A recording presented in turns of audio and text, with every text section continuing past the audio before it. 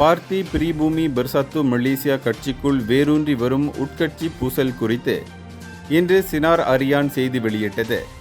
இது Datuk Seri Anwar Ibrahim மற்றும் Tun doctor Mahathir Mohammed ஆகியோருக்கு இடையில் நடந்த வரலாற்று சண்டைக்கு இணையானது என்று அது ஒப்பிட்டுள்ளது.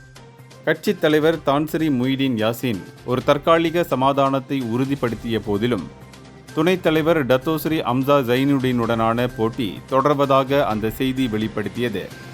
அது மட்டுமின்றி இது கட்சியை பிளவுபடுத்தும் அச்சுறுத்தலை உருவாக்கியுள்ளது.